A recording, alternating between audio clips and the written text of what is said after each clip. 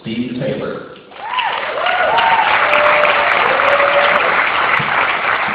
Congratulations. There are some people you'd like to bring out? Yeah, they're going to bring out Donald Miller, who wrote Who Like That.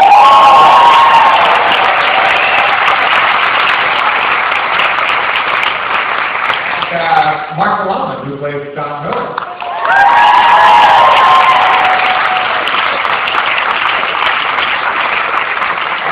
I've also got to give props to our cinematographer, who also collaborated on the screenplay with us, Ben Pearson, who's right down there. And our editor came down from Nashville too, Matt Sterling. Matt, where are you? You out there? So, anyway, Matt Sterling, where are you? Oh, I understand this is the world premiere? This is it, yeah, right. Well, first question I have to ask you, there's a lot of people here tonight. How's it feel? What do you expect? Oh man, it's been really fun night. This is a good crowd to watch it with. They all, got jokes we weren't sure anybody was going to get. So. It's pretty big. All right, well, I'll tell you what, we've got about 10 minutes to throw some questions up here. I'm going to be as democratic as possible. I'll try to get up there, even though there are big lights. Bear with me. I'll do this. I think we'll start right here. Yes, ma'am.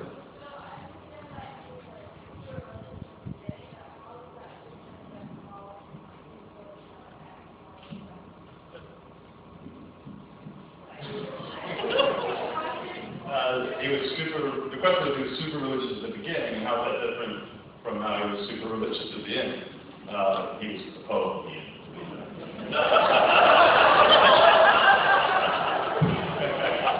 I was kind of a joke. But I think Reed is a place where there's a lot of intolerance toward people of faith. It's just kind of what Reed is known for. And I think spending time there, that resistance was merited. I mean, the intolerance was really merited because of some of the crimes that have been committed by religious people throughout history, but also the people personally. So I think the character arc was really, he sort of had all the answers at the beginning and didn't have any answers at the end. He had sort of a fake faith at the beginning, a cultural kind of faith, familiar with here in Texas. And at the end, I think it was more authentic, and he didn't have the answers. And he comes to him, and the Pope says, do you really believe this stuff? He says, I think I do. I think I do.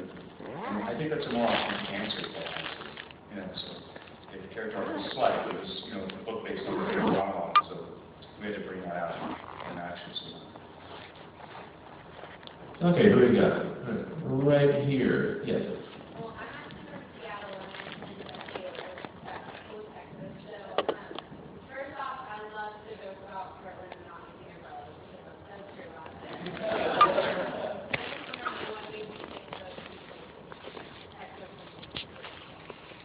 Well, that was my journey.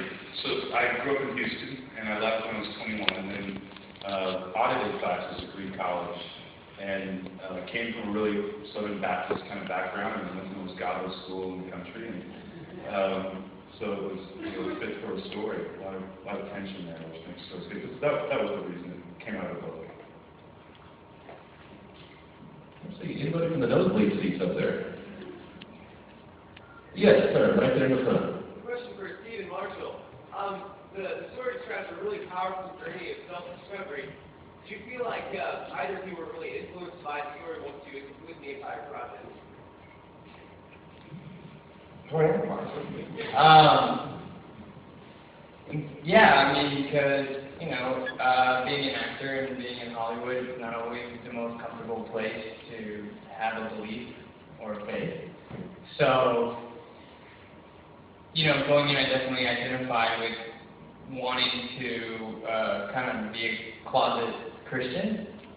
And the film, for me, just kind of resonates every time. It reminds me that it's okay to be a Christian, and there may be people that are going to discriminate against me, but just because of some of the people that call themselves Christian doesn't mean that that's the kind of Christian I am. It's still okay for me to own my beliefs and be fine with that and still be a loving person, and maybe I can show them a different kind of Christian. So.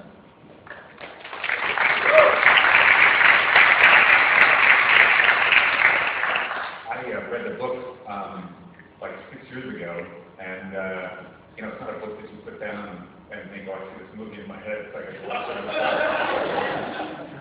of kind of stream of consciousness essays. But that confession booth scene in the book, it just floored me, and I put it down. Like, I want to make this into a movie, and I want to end it with a confession booth scene. So I pitched Don on the idea. Like a month later, I met him when he came to the National Video Book Reading, and you know, he was up to the idea. And you know, the big change we made in the story was making in the book Don is a writer. But at that point, I think when we started auditing classes of reading, it was about 30, and I thought it would be more interesting if we made it a college student, since a lot of us lived that kind of experience. So that was it for me. Red bow tie right here.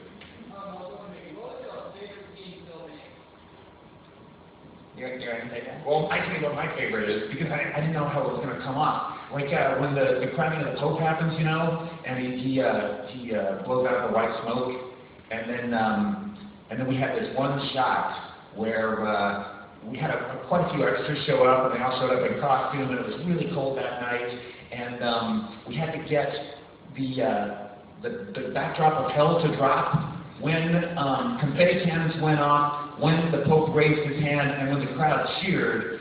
And there were so many things that could have gone wrong, and if we didn't get it right the first time, we would have to reset, and it would take like 45 minutes before we could get the next shot off. And it was just one of those things, like everything came off of that shot. So every time I see that shot and it works, it just makes me so happy. It's like you still don't believe that it's going to drop. Yeah. That scene was really fun for me too, because I got to play high for like hours and hours, you know, and then I got to like Wasn't playing. come on, Don, we gotta keep that quiet. Yeah, method acting. That was really fun because I actually got to crowd surf, and I like crowd surfing. But there was one shot where it was really a tiny shot in the movie where it starts on the water and it pans up to the Blue Bridge, and you see me riding across on a tall bike. Well, that's me riding a tall bike on that skinny, tiny Blue Bridge across, you know, a cavern is what it's like. I mean, it was 100 feet to the ground. And when they set the camera way up, so it was just basically me and a PA on the bridge, and I'm on this 6-foot tall bike, and I realized when I kind of get on the bike and I look at the bridge I'm about to ride across, that I'm actually taller than the railing, that my heel is like at the height of the bottom of at the top of the railing. And they called action right when I realized that, and I was like, oh crap. So I go down the hill, and I'm getting ready to go over kind of the arc of the Blue Bridge, and I'm going a little fast, so I hit the brakes, and it just goes. And I realized that the brakes don't work. That somewhere in the midst of all this, the brakes got disconnected, and I'm now going on this bridge with no brakes, but I can't say anything because I'm on camera. And so it's just a normal ride, right? And so I'm looking at the PA with my eyes real huge, like, trying to say, like, you gotta catch me, man, I'm gonna die here, and he's like, what? And I'm going, I'm not stopping, you gotta stop me! And so I almost bailed, but he caught me, so that shot was really fun. And it was like 3 seconds in the movie, but it was like life endangering.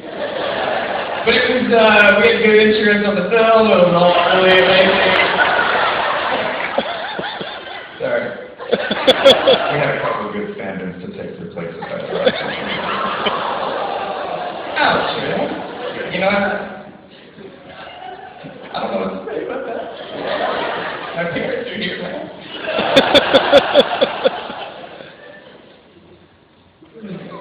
Yes, sir. How was it working with Reed College, and what do you think their reaction? Well, we have a screening there. The movie opens on April 13th, and on April 11th, we screen it at Reed College. When we wrote the screenplay, I was suspect that they would let us shoot there, but I was sure they wouldn't let us call it Reed College. And we turned it in to the faculty. They went through like a review process, and they came back and they said, you know, yeah, this is pretty close.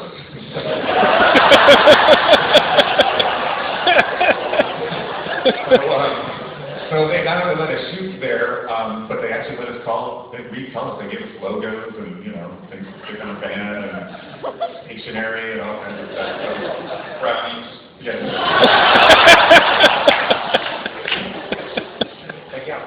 we screened it there on the 2 days before we opened, and that's the most nervous I'm ever going to be screening this movie. I have no idea how it's a student body, you know. As you saw, it's a really smart, kind of cynical student body. They party in a very unique way, and we'll see what they think.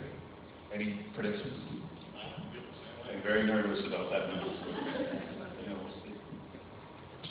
Okay, we have time for one more question, and you won. I love the book, I love the movie. How on earth did you go from the book and the essay to just telling a story? Yeah. I wrote a book about that.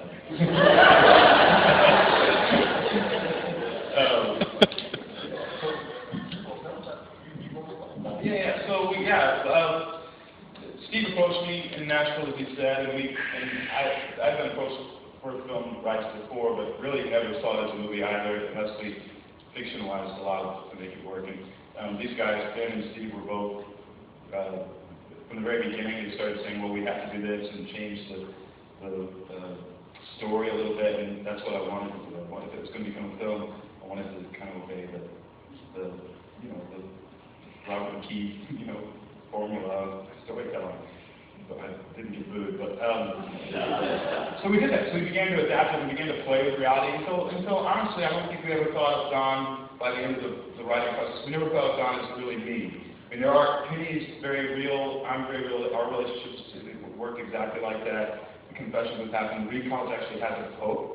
They elect a pope every year, so we thought that was a dynamic character that we wanted to be. But there are other things that didn't, just aren't true. My mother never got pregnant with a youth pastor. And the funny story behind that is when we needed this sort of actor insight, and I suggested, what if Don's mom gets pregnant? And the guys were like, that's it?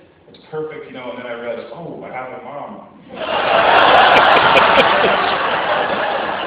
My mother, if you know my mother, she's very, very funny. She's extremely adventurous. She's wild, and so I emailed her and I said, Mom, and I knew she would never let us do this, but people think maybe this is you, but we need you to get knocked up. And so she emails me back and she said, absolutely, anything for the team. I love your work, and. So I was like the guys and said, hey, we got a green light, and we wrote it into the script. We raised the money over years. We filmed it, we cut it, and we were screening the film at our first screening in Portland, Oregon. My mother flew up. She's very excited. She's pushing my 96-year-old grandmother across the lobby in her wheelchair.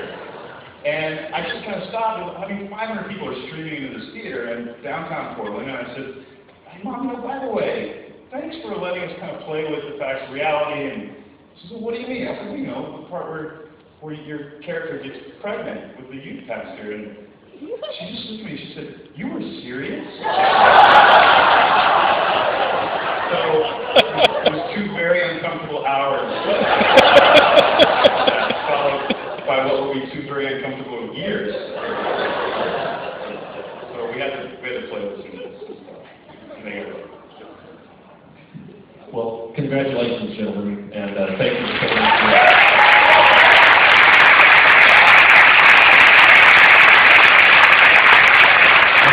Thank you, everybody, and on the way out, if you have any questions,